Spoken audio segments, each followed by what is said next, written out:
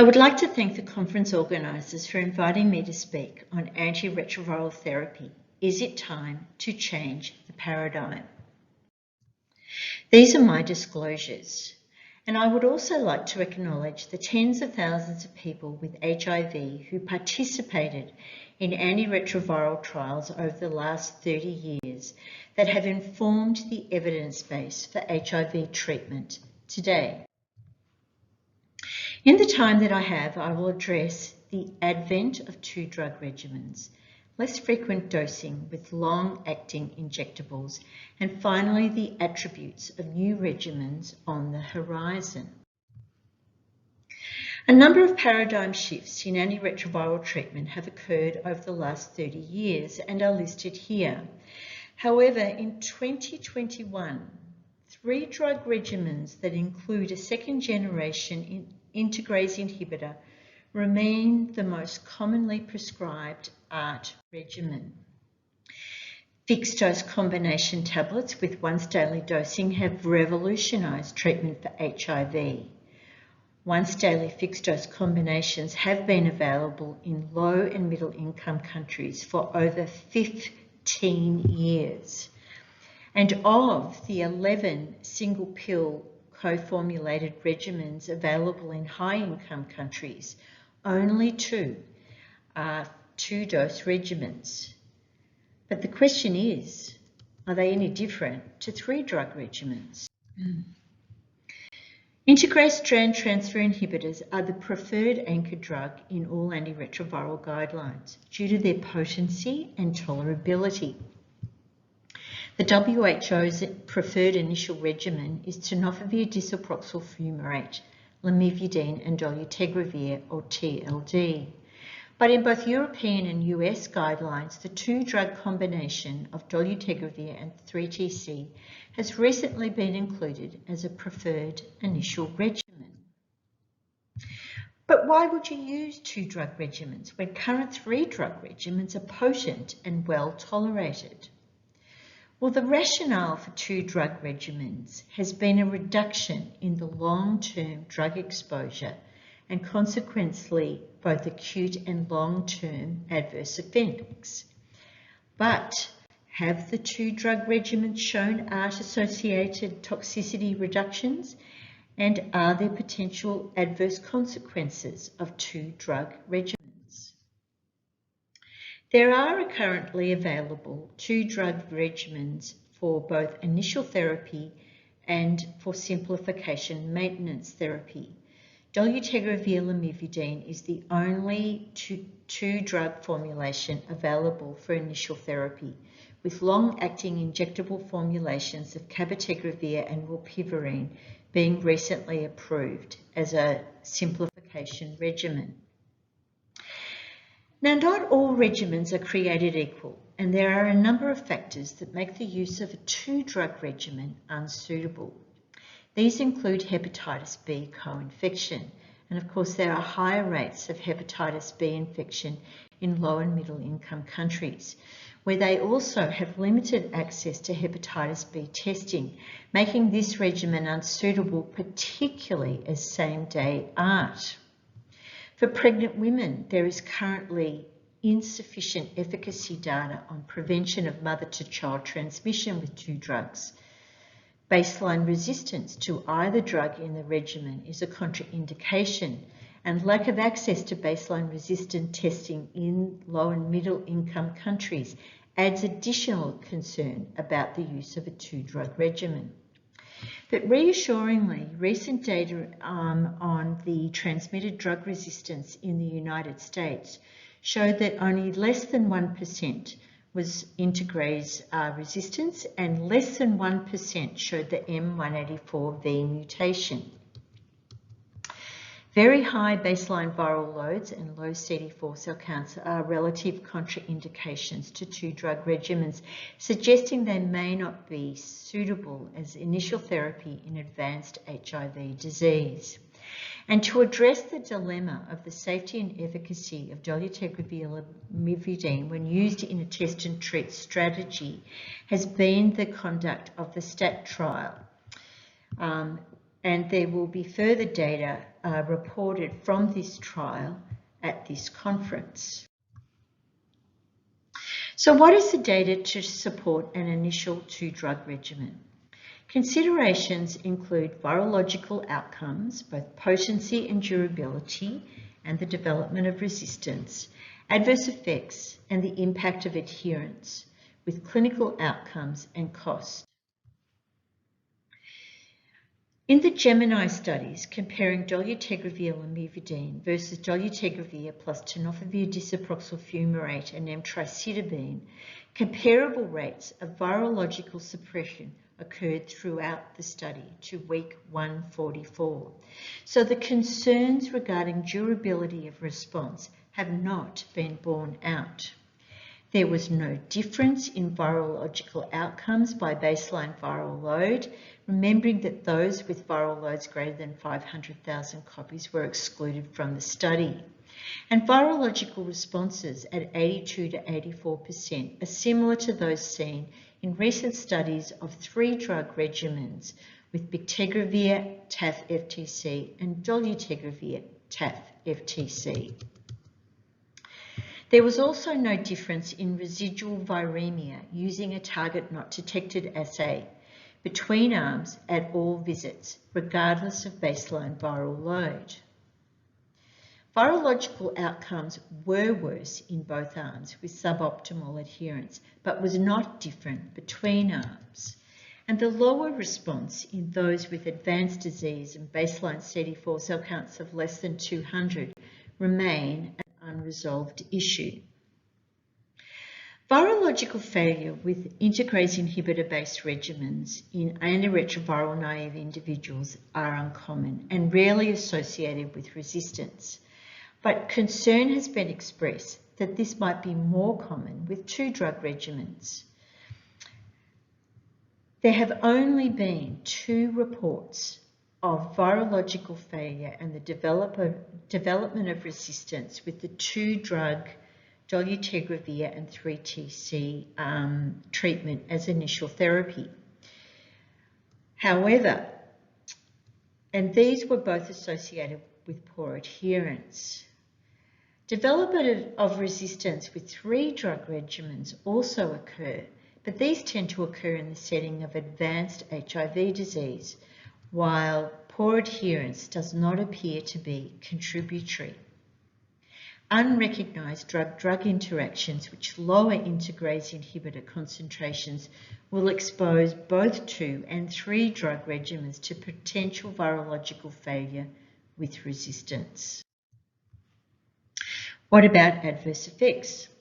Changes in renal and bone biomarkers, lipids and weight all reflect the presence or absence of tenofovir disoproxil fumarate in the regimen.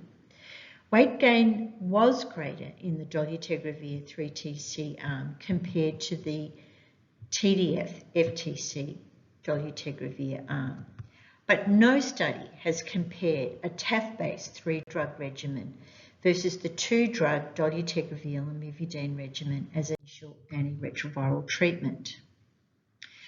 What about 2-drug regimens as a switch or simplification strategy? Simplification from an induction to a maintenance regimen reduces the number of drugs in the regimen, reducing ART exposure over the long term. And as we have no cure and ART is for life, this might be beneficial. But while a proactive switch from a fully active, well-tolerated 3-drug regimen has the possibility of reducing long-term side effects, it also introduces the possibility of loss of virological control with new adverse effects. Virological suppression was maintained for switching from a TAF-based 3-drug regimen to dolutegravir lamivudine in the TANGO study, and from a stable 3-drug regimen to dolutegravir rilpivirine in the SWORD studies. And this was regardless of demographics, baseline third agent, or CD4 cell count. What about residual viremia and the HIV reservoir?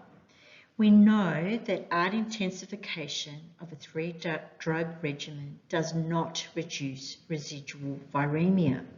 But does reducing the number of drugs in a regimen increase residual viremia?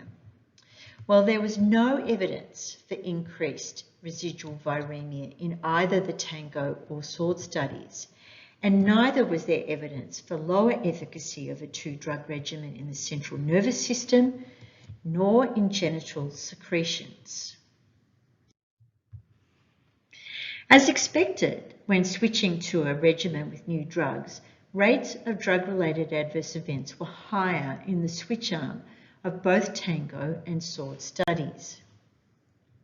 At 48 weeks, weight gain was no different by arm in the Tango study, but updated results being presented at this conference reveal greater weight gain in the dolutegravir lamivudine arm at week 96 and reflects the weight changes seen at week 48 in the DOLAM study.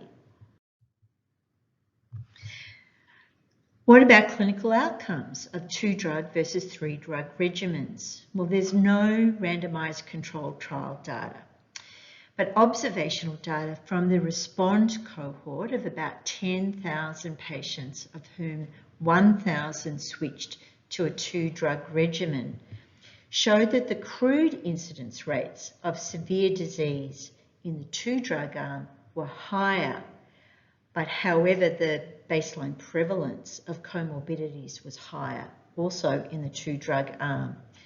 When adjusting for age and other demographics, there was no difference in clinical outcomes between groups. And finally, cost. For the cost of generic TDF3TC dolutegravir, the WHO recommended first-line regimen, which is $59 a year, the global cost of treating to 95 would be $2 billion per year. The current global expenditure on antiretrovirals is $28 billion a year. And if we look at the US, where the annual cost of dolutegravir, abacavir and 3TC in 2020 was $38,500 per person per year, this means you would need over $45 billion to treat all people with HIV. But the same regimen as a generic costs only $75 a year. And in the US alone, if initial ART contained the dolutegravir 3TC regimen in 50% of people, there would be savings of up to $800 million in 5 years, while switching 25% of those on ART to dolutegravir and 3TC would save $3 billion in 5 years. So in summary, two-drug regimens are as potent with durable efficacy compared with three-drug regimens, with no difference in adverse effects for initial ART or clinical events, and the potential for much lower cost. However, they are not suitable for all, including those diagnosed with advanced HIV disease or those with hepatitis B co-infection and archived resistance. So let's turn to less frequent dosing, the long-acting formulations of antiretroviral therapy. 3 studies, FLAIR, ATLAS and ATLAS-2M, have demonstrated non-inferiority of durable virological suppression for up to 5 years after switching to long-acting injectable cabotegravir and rilpivirine. Virological failure was uncommon at 1 to 2%, as was the development of resistance. And ATLAS-2M showed comparable efficacy when administration was dosed either 4 weekly or 8 weekly.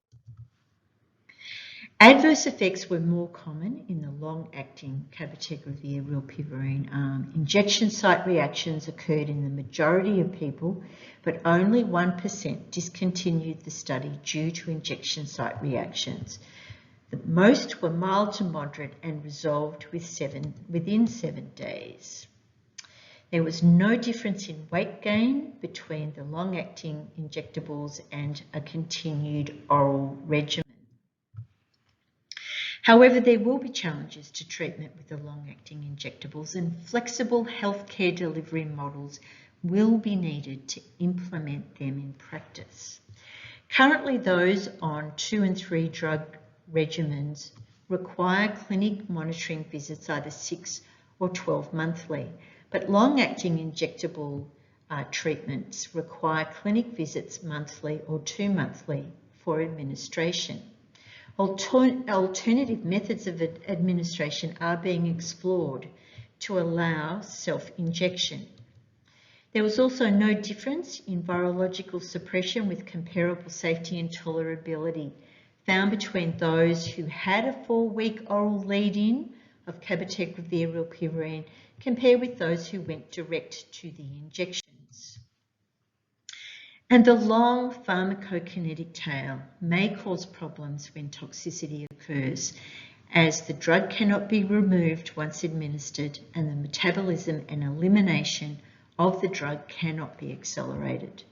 The long PK tail also has a disadvantage in the setting of suboptimal adherence.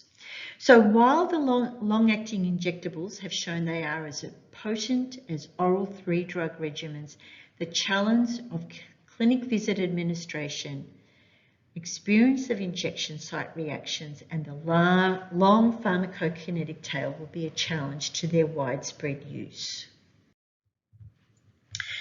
Switching to long-acting injectables can be of benefit to patients with pill fatigue, concerns about HIV status disclosure, or stigma associated with daily oral medication, and also to improve quality of life. However, just as with oral 2-drug regimens, there are a number of situations where long-acting cabotegravir and rilpivirine are not suitable, and these include chronic hepatitis B infection and baseline resistance to either drug. It should be noted the safety of the long-acting injectables has not been established in pregnancy, and it is also not recommended when there is a history of suboptimal adherence to either treatment or clinic monitoring visits.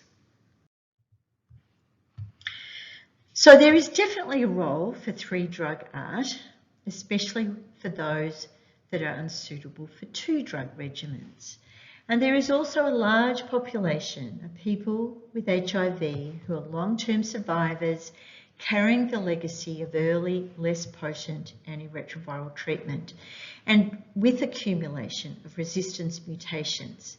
These individuals will require 3-drug ART, potentially with new agents.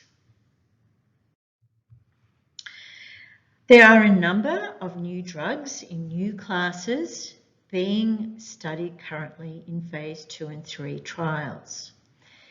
From the capsid protein inhibitors, maturation inhibitors, and fusion inhibitors, all are being investigated as potential 2-drug regimens with dosing frequencies ranging from daily to 6 monthly, and with both oral and injectable options. Many of these studies are being updated at this conference. So it is time to change the paradigm, and the new paradigm should be to embrace all options to individualise ART. The current paradigm of 3-drug regimens is not a one-size-fits-all. We need to reach and treat as many people as possible for both the public health benefits of eliminating new transmission of HIV, as well as the personal health benefits. 2-drug regimens have earned their place in treatment options. The reduction in ART-associated toxicity has not been convincingly shown as yet, and their use in the low and middle income setting may be constrained by limited access to hepatitis B and HIV resistance testing. There are also a number of data gaps that need to be addressed. The use of 2-drug regimens in pregnancy, same-day ART test treat strategies, their role in TB co-infection, the effect on the HIV reservoir, and the impact of archived M184V. And finally, the use of long-acting injectables in people with suboptimal adherence requires further evaluation. So I would like to acknowledge friends and colleagues who provided feedback and help with this presentation, and also my patients who are a constant source of inspiration to find better treatments for better health and quality of life. Thank you.